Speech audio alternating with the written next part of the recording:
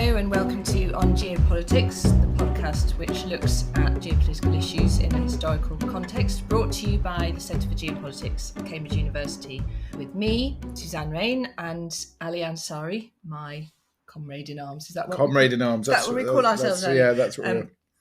And today, Ali and I are on our own, and we are taking as our task the quite significant question: is Russia European at all? And that obviously has come out of the debate which we've been having, particularly in Europe, about the role that Russia plays in Europe. And Ali and I, obviously, as you know, Ali is an expert on Iran and Persian history, and actually a sort of Central Asian Mongolian history. And the two of us just thought, there's a whole other side to Russia. Russia is enormous, and let's really understand all the other bits of Russia. We might not manage this in 40 minutes. We might not make it in the 40 minutes. But it's not a small task. Maybe this is the start of many. Yes. Also, this is a podcast, not a slideshow, but I'm going to start with a map of modern Russia. I'm just going to talk it through because it's not a given that everybody understands exactly how big and where Russia is. So I'm going to try and describe it. It is difficult to know the size of this place, isn't it? And that's important. Yeah, well, so Russia is the largest country in the world. It's nearly twice the size of the second largest country, which is, Ali, try and guess. God, I would have thought I'm going to say Canada, actually. I'm False right, on. aren't I? Yeah, you are right. Yes. I was going to say the US, but it is Canada. No, it's Canada, then China, and then the US. But China and the US are neck and neck. But I can't believe it's twice the size. Well, you're going to have to be nearly twice the size. Wow. Russia is 11.52% of the Earth's area.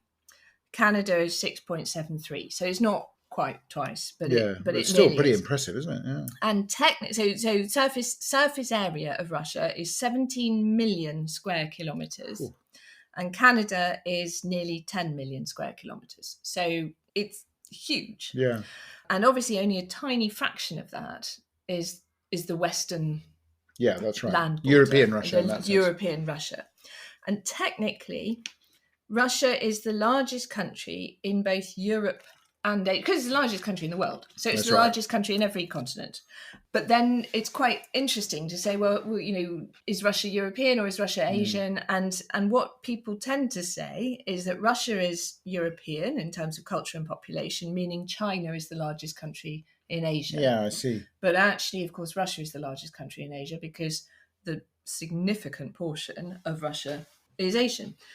So looking at this map, which nobody can see, but I can see, if you take Russia sort of sitting right in the middle of the rectangle, you can see that the entire northern border is sea, and that the famous bit of the sea is the Barents Sea and the Arctic Ocean.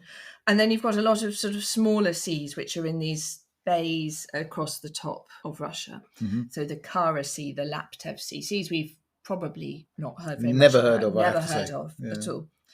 Then you've got the western border, which is Finland and Latvia and Estonia. And then coming down, and this is where it all gets a little bit complicated, you've then got Belarus, Ukraine, Georgia, and Azerbaijan. Yeah. Not Armenia. This is a really complicated bit going around the left-hand side, the western side, and that first bit of the southern side. Then you've got this incredibly long boundary on the south, which is currently, the border is Kazakhstan, tiny little bit of China, right? Mongolia, huge length of border with China. Yeah. And then you know the answer to this. I know. But it was a surprise. And to me, I have to say. North Korea. I know, that was a surprise. So Russia has a border with North Korea at the far eastern shore. Tiny, tiny border, about 17 kilometres. And then obviously the entire east coast is various bits of the Pacific Ocean, which have different names, but border against Japan, and then head off towards Alaska. So that's the shape of Russia as it is today. Obviously, Ali, as you well know, it didn't used to look like that at all when it was the USSR, or indeed when it was Imperial Russia, which I know we're going to come and talk about first. But one of the things that's probably so interesting that's creating all this stresses and strains now is that those borders were completely different when Russia was the Soviet Union, because Estonia, Latvia, Lithuania, Belarus, Ukraine, Kazakhstan, Georgia, Armenia, Azerbaijan, Uzbekistan, Turkmenistan, Tajikistan, and Kyrgyzstan were all part of the Soviet Union. And that's where I think we might start talking about it, Ali, because that meant at that time that Russia had two land borders with Iran, with Persia, both through Turkmenistan and then in the Caucasus. Yeah. But you also, one thing we missed there, of course, is it does have this outpost in what is now Kaliningrad, which means it does border onto Poland, doesn't it? It does. Yeah. It does. And so that's it's got a slightly odd configuration there. And that was obviously former Königsberg, so That's part right. of East Prussia, which is a really odd little enclave now that feels stuck in everything, stuck geographically, stuck in time, stuck. I mean, it makes you wonder why they're so paranoid about being surrounded, isn't it? Really, because they're so vast. I mean, obviously they are. You know, it always for me a great paradox of the Russians is they feel this sort of paranoia about being surrounded, and yet being the largest country in the world, it's quite difficult, really, isn't it? I mean, how big do you want to be?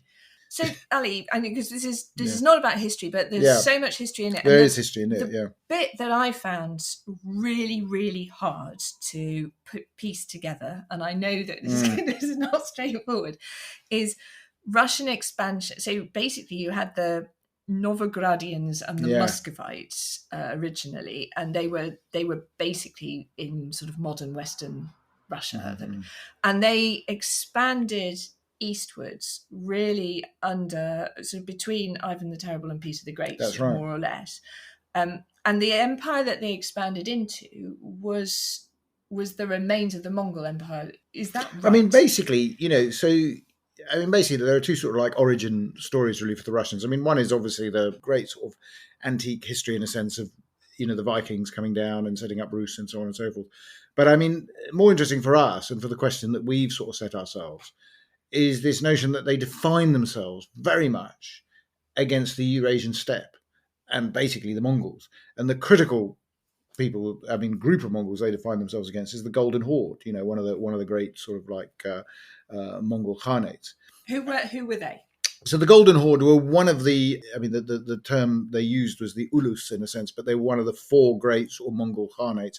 So you had the Mongol Khanate based on China, one on Iran, and then there were two more nomadic ones, the Jagatai Khanate, which was basically the Central Asia as we know it, and then Golden Horde was the Khanate that essentially ran Russia effectively. I mean, in the Crimea and this sort of area, and where the Tatars are basically descended from. And they actually, and then because I got rather confused trying to learn about the Kingdom of Sibir, which is I know you sort of threw that in. Yeah, but you have this kind of border, don't you, between the steppes and the forests? That's right, somewhere there. But the Russian expansion, it's quite interesting because we always talk in the United States, the expansion, the drive of America westwards, westward ho type thing.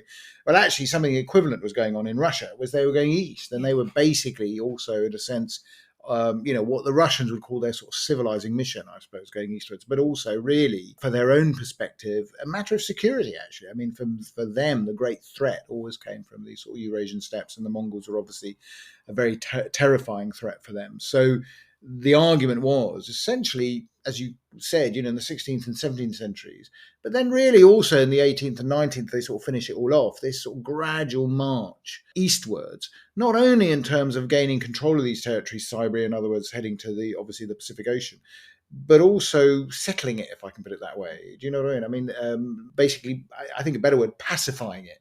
And I use that word pacifying in a sort of it's almost like a euphemism, if you can get my drift. I mean, they were basically suppressing and controlling the various individual Khanates that had emerged on the back of the Golden Horde and obviously the Jagatai Khanate.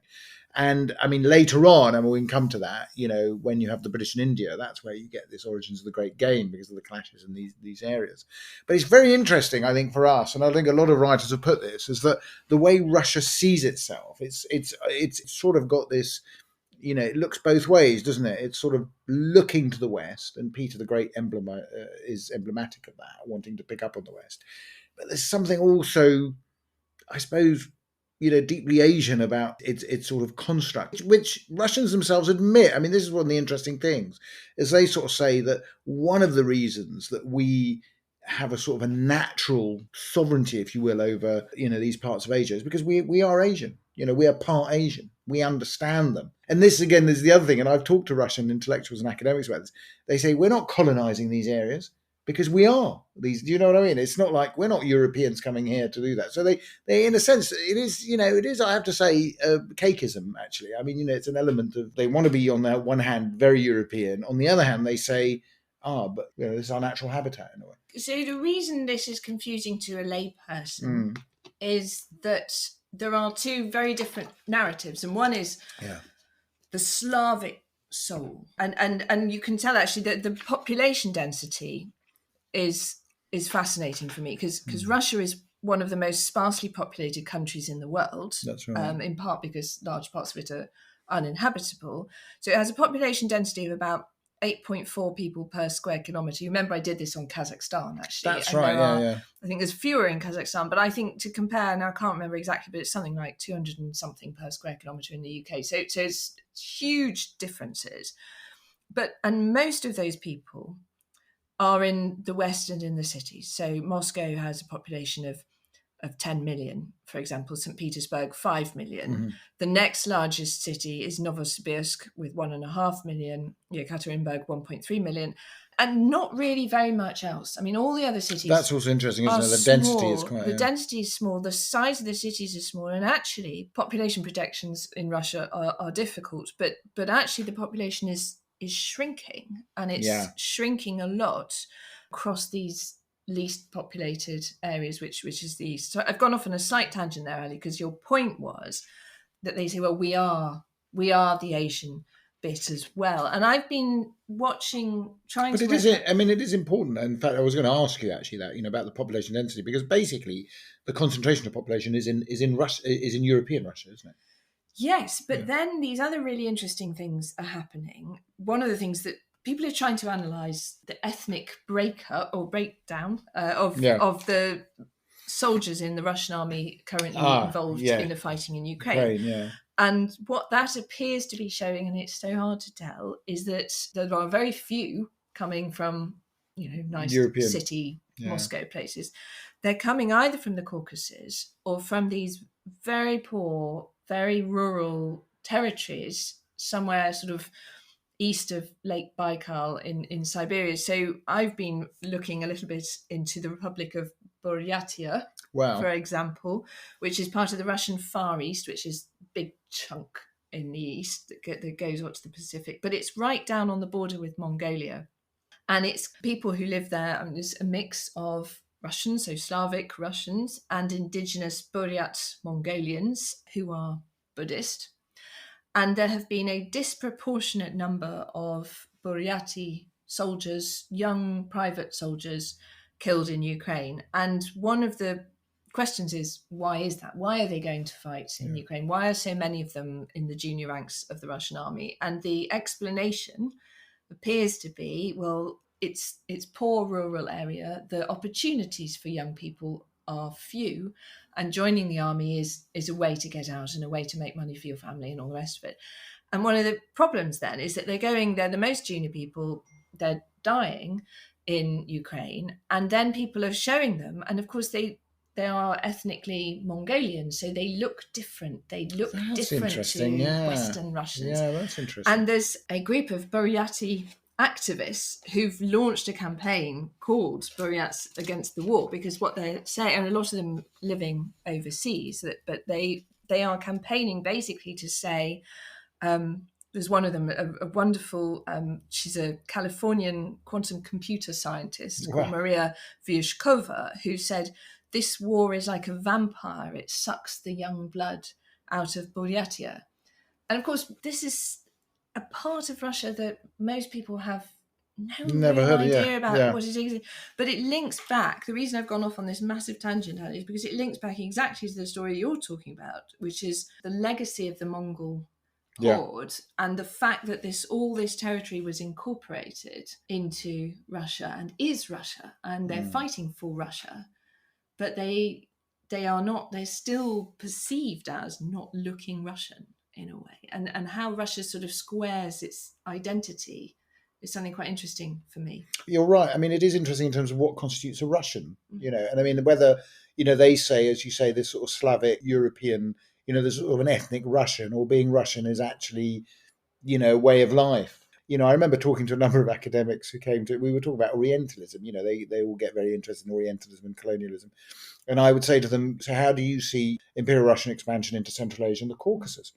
And they wouldn't see it as expansion. They said, we came there to liberate.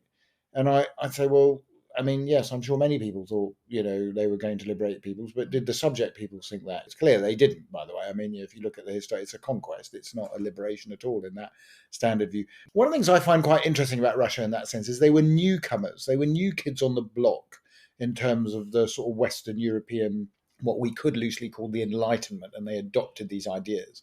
And as new kids on the block, they were obviously more zealous than everyone else, and they had this mission to go and sort of sell this. And I think, one of the things that's quite interesting about their expansion into these areas is they definitely did believe, actually, they were doing something, they were doing good. And you see this under communism too. I mean, communism for them is, I suppose, for them, the end of history. I mean, this is where we end up, and therefore we've got to go and sort of, bring these people up to speed and educate them and so on and so forth. And I suppose, I mean, one of the interesting things is being a Russian in an ethnic sense and being a Russian in an ideological sense, and by that, in a sense, some form of European, I suppose, ideas. Became synonymous. I doubt the peoples you're talking about. What are they called again? The Buryat. And the others. I don't think they basically. It'd be interesting. Well, I mean, I suppose with the collapse of the Soviet Union, you realise that actually a lot of these identities have sort of re-emerged. Although, I mean, paradoxically, of course, these territories that have emerged were all products of Imperial Russia and the Soviet Union. These are sort of like almost like new nations, aren't they, in many ways?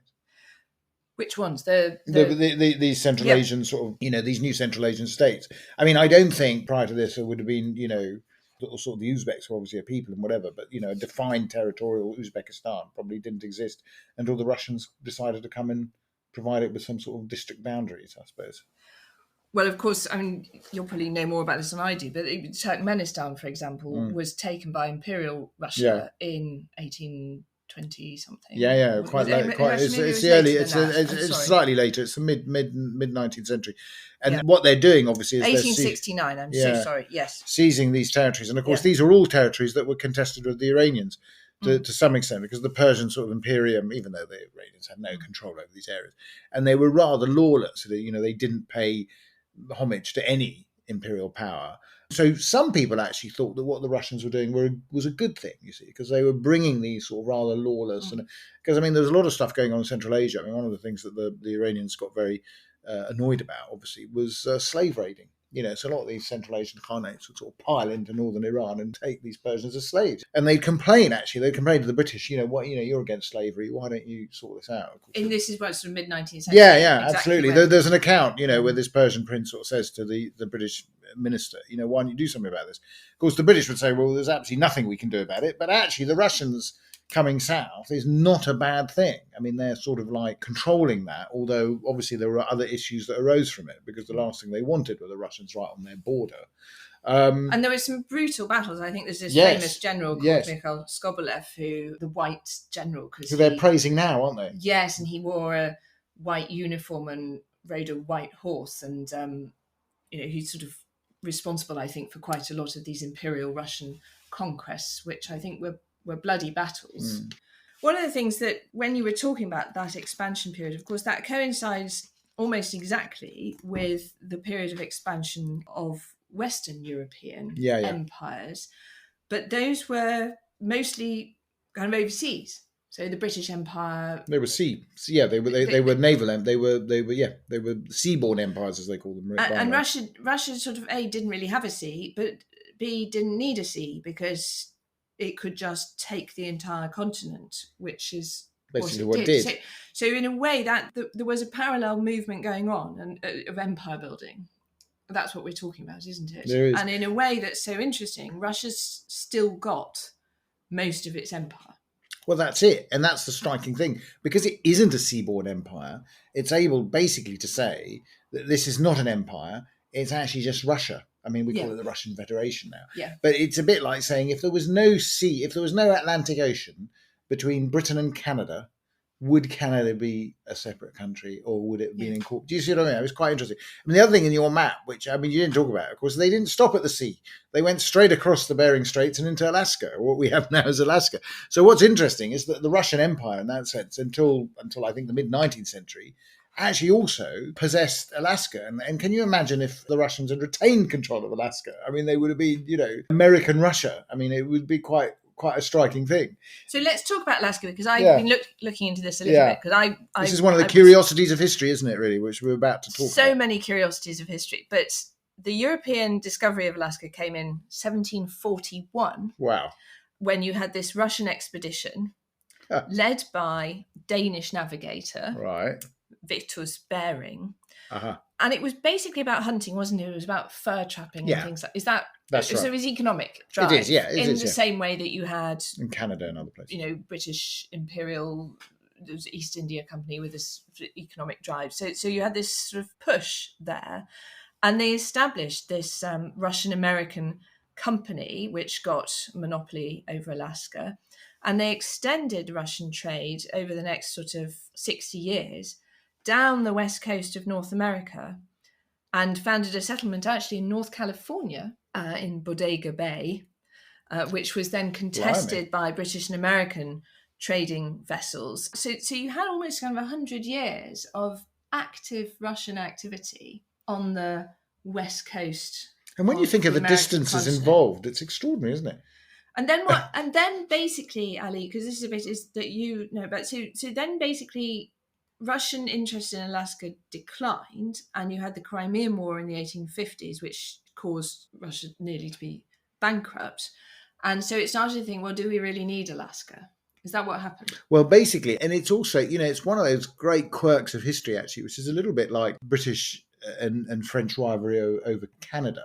So that, after the 7 Years' War, you have this idea of these countries were basically swapping conquests around. There was an option actually at the time. The British were going to return Canada to France, but the French said, no, we'll keep Guadeloupe instead. The sugar plantations, there's nothing in Canada. It's all furs. And I think also, with the Russians and Alaska, they thought, well, this is all a bit distant, and it actually costs us more to sort of keep it. So they were looking actually to find a way to actually make some money out of Alaska and sort of get rid of it.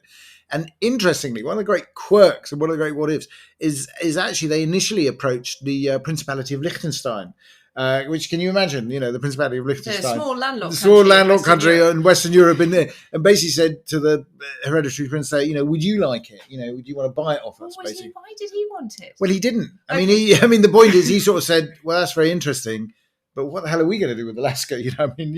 Principally because, as you pointed out, Liechtenstein is landlocked. So how the hell would they get there? Mind you, it is a great sort of what if of history. Had the Liechtenstein decided to take Alaska? I mean, given now it's got oil and all this sort of thing. I mean, doing rather that's well. a whole nother podcast. That is a whole other podcast. So basically, at the end of the day, obviously that isn't what happens, and of course it's sold. It's sold to the Americans. And the Americans, United States, and the Americans, as I understand it. So that was on March the 30th, 1867, Secretary of State William H. Seward signed a treaty with Russia for the purchase of Alaska for $7.2 million, which is quite a lot. Yeah. Although maybe actually a bargain in retrospect. But it was ridiculed in Congress at the time. Yeah, I'm sure, actually. And known as President Andrew Johnson's Polar Bear Garden. And it got ratified by the Senate with the majority. He never thought. I mean, the interesting thing is they never thought about offering it to Canada or the British, I suppose. But then I suppose that would have been they too just risky. Had the Crimean War. Yeah, so you're right. So they weren't going to do it. Yeah, they weren't on our side particularly. So they basically thought that the United States would benefit.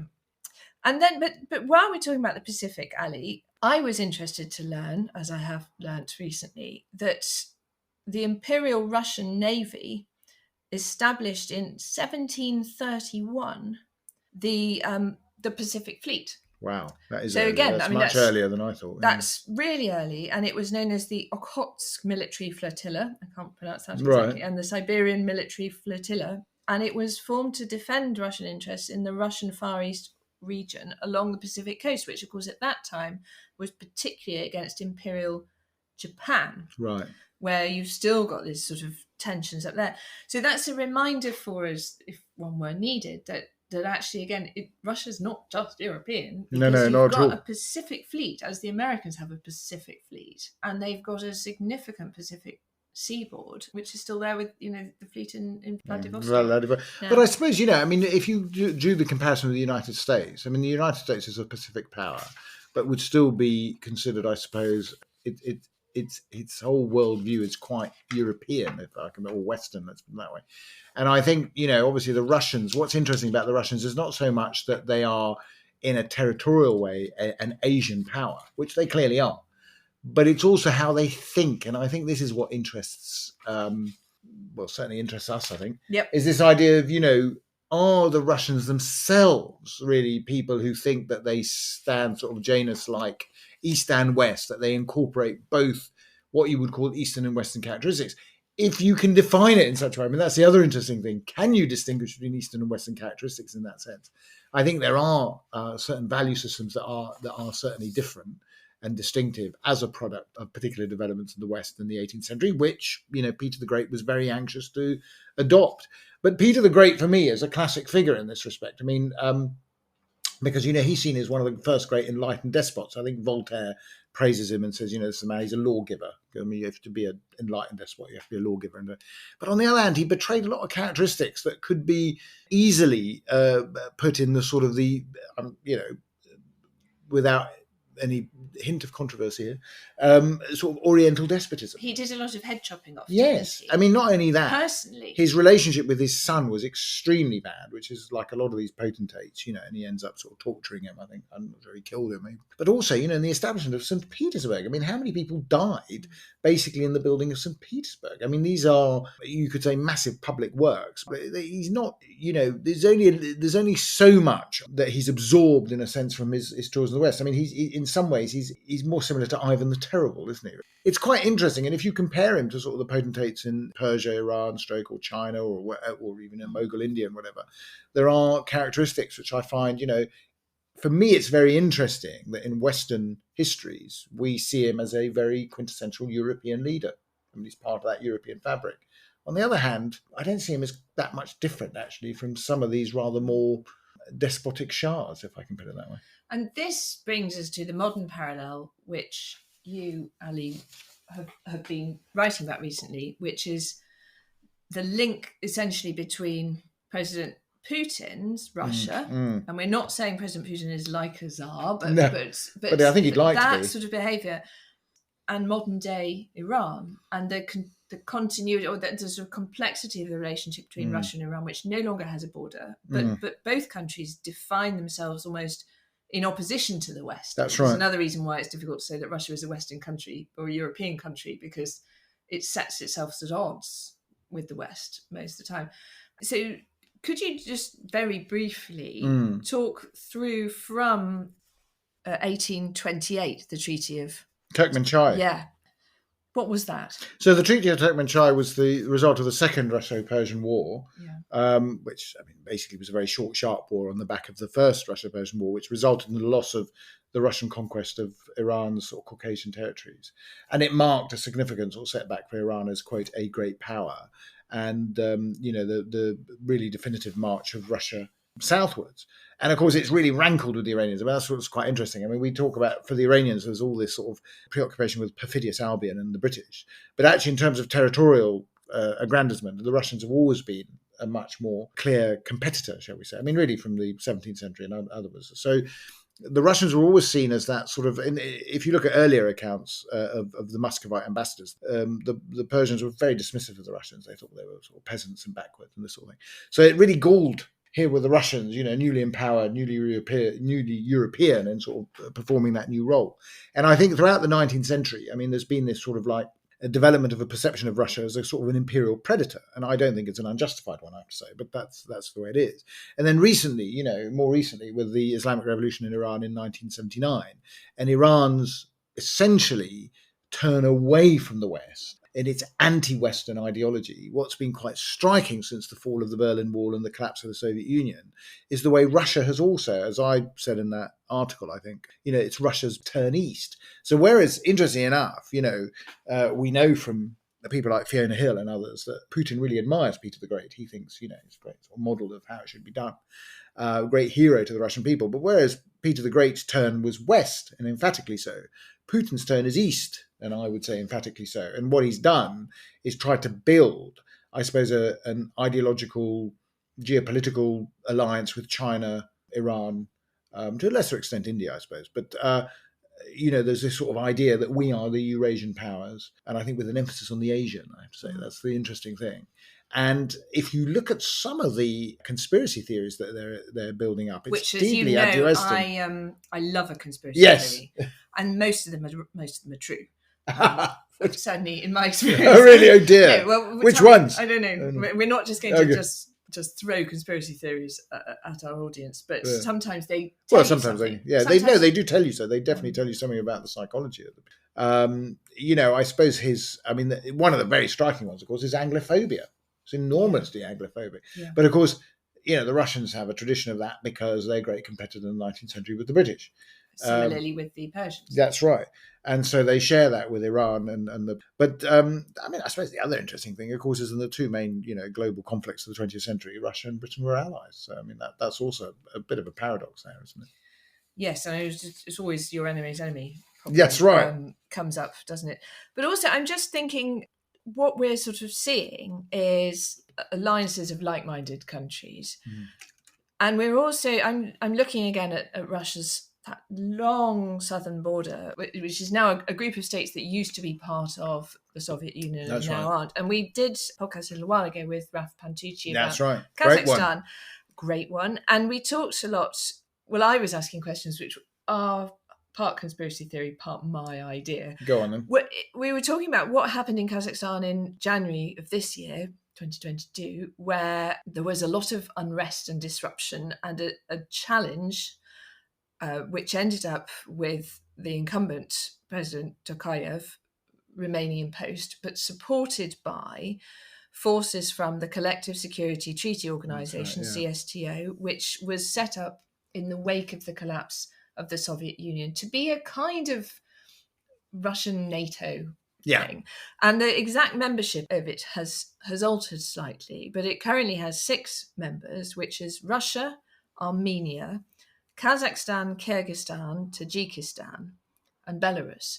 So this is a way that Russia is trying to sort of shore up its perimeter, the former Soviet states, which are its perimeter, notably not Azerbaijan, Georgia, and Uzbekistan, who will have different reasons for not wanting to be in it. I mean, Georgia's reasons are clear. Georgia's currently, at war with Russia in a sort of frozen sort of way.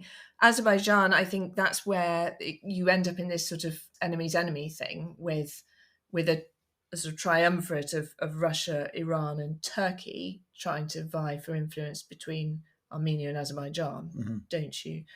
Is it about territory or is it about economics, the fighting? I mean, the fighting between Armenia and Azerbaijan is definitely territory, and it's partly to do, obviously, with the fact that the Soviet Union, a bit like Crimea and Ukraine, the way in which different bits of territory were sort of split apart and given to other territories. But I think also there's undoubtedly an economic angle because obviously the Caspian oil and this sort of thing and pipeline routes. But Russia and Iran are both supporting Armenia. But that's the thing. I mean, that's where I was going. So basically, I think a lot of it actually has to do with less territorial, less economic, and more just straight geopolitical and ideological sort of designs in the region. Because Turkey's supporting Azerbaijan. We were basically, and the Azerbaijanis played very much on their Turkic origins. Yeah. And much to the annoyance of the Iranians. Because they're Shia. Yeah. So it doesn't actually make that much sense. Yeah. No, I mean, well, it depends what you're emphasizing, you see. I mean, and this is the point. Now, the interesting thing with the Republic of Azerbaijan is in 1919, when these territories, fell free from, when the Russian Empire was collapsing and the Soviet Union had yet to form, that territory wanted to adopt the name Azerbaijan, much against, I have to say, the desire of Iranian statesmen who said that you are not Azerbaijan. Azerbaijan is Iranian Azerbaijan. This territory is known as Shirvan. I mean, it had a number of other names. And what they suggested when they went, the Paris Peace Conference, is they said, well, why don't you call it the Turkic Republic of the Caucasus or something like that, But if you call it Azerbaijan, you're going to have decades of rather joyful irredentism, against Iran and Azerbaijan, which is exactly what's happened, of course. I mean, this is the thing. So basically, that relationship's been sour from the very beginning. Yes. But also, when you look at it, it's also a modus operandi of the Russians or the Soviet Union, whichever you want to look at it, which is what they do. And this is what the Iranian statesmen were bothered about. They said, what you do is you keep renaming areas, and it's like you're renaming it Northern so-and-so, whatever, with the view that, we'd quite like the southern bit too. I mean, it's basically a means by which, redefining things, you're basically providing an opportunity for aggrandizement. Like they've done with North Ossetia and South Ossetia. Exactly. And also what we see with Ukraine and how they're sort of, they claim it's sort of this sort of salami slicing, but it's quite cleverly done. And it works on the basis that most people on the West, by the way, have no historical grounding in these areas at all, and therefore don't understand where these things are coming from. So, when we go back to this notion of Russia as an imperial predator, of course, the Russians themselves, as I was saying at the beginning of this podcast, sort of see themselves as sort of defending themselves against, these Eurasian steppe hordes. But I think, it's probably fair to say that from the 18th century onwards, they have used a sort of a very careful strategy of expansion, which has not always been specifically military. It's also been geopolitical, actually, in a very, very clear sense. And one that's slow, it's strategic. It's geostrategic, if I can put it that way, where they sort of just claim these territories. Now, of course, I mean, going back to your map, they sort of claim all these areas because there's lots of Russian ethnic Russians, dotted around. So they sort of think these are all part of, should come back to the Russian heartland, a little bit like, the Germans in the 30s, it has to be said. So, don't want to draw too many analogies. But it's quite interesting how they've done it and how they've played it. And I think your example of the Ossetians as well is also very apposite. It's also interesting because, suddenly you're making me think Russia is just behaving in an absolutely 19th century way. Yes, I think it is. Particularly with all the Central Asian countries as well. So, for example, Russia and Iran both want to see stability in the former Soviet republics in Central Asia, but not Western influence. So if you look, for example, at Tajikistan, I think Russia and Iran have both been interfering. Both Tajikistan and Kyrgyzstan in particularly have been quite unstable over the last sort of 20 years. But there's quite a lot of Russian and Iranian interference in order to make sure that they don't end up leaning westwards. And that, I mean, I know that we don't have time to do this properly, but if you look at why Russia invaded Afghanistan in 1979, one of the reasons was essentially the risk that it was going to end up turning westwards. Yeah. And they would rather invade than have that happen. I mean, they were reluctant, obviously, to go in and get embroiled, but I think that's absolutely right. It's also there's a sort of you can't say inevitability, but there's a sort of a logic to it, isn't there? That they sort of, there's this view that you've got to keep protecting your borders. You've got, in a sense, it's expansion as a form of defence, because if you don't intervene, you risk other territories closer to home seeking to secede almost. And it's partly a lack of confidence, I suppose, in their domestic arrangements. That means that they've constantly got to be seen to be being successful on their margins, on their frontiers.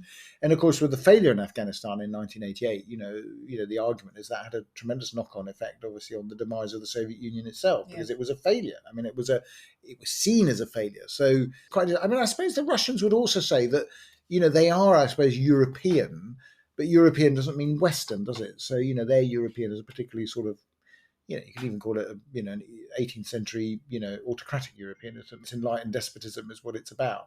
So they could do that. Although, I've just heard a lot of them saying this sort of notion that we are half. We're half.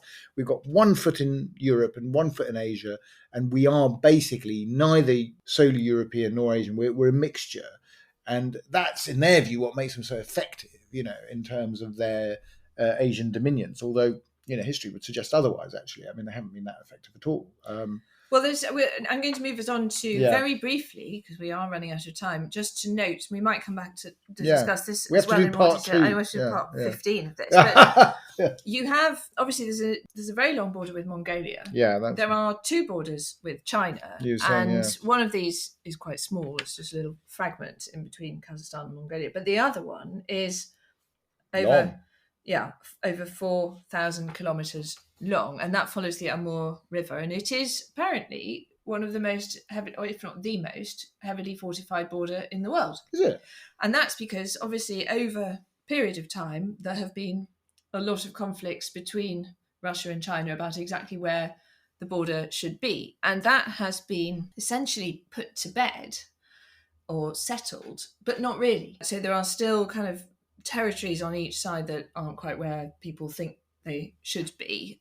There was a big Sino-Soviet border conflict in 1969, which lasted 7 months, and that was the height of the Sino-Soviet split. The underlying issues weren't resolved. They were resolved in a 1991 Sino-Soviet border agreement, but there's still sort of bits where people aren't necessarily quite sure that that's going to stay there forever. One of the things that's happened is that the Chinese side of the border has developed in the way that China does. Right. So you have large cities with populations of millions of people, and they are industrializing and modernizing. The Russian side of the border hasn't changed at all. And so that, I think, is going to be something that's really interesting it is 4,000 kilometres worth of it, but it'd be really interesting to watch, exactly as you're saying, this massive Russian hinterland is not getting the benefit of being part of Russia in the way that Moscow or St. Petersburg might. It's going to witness enormous economic growth on the Chinese side. How the two countries, which are essentially allies, manage that. I'm not saying there's going to be a conflict, don't misunderstand me. But there is just striking disparity between the two. And then I just wanted to finish with a little nod to the Russian-North Korean border. Yes.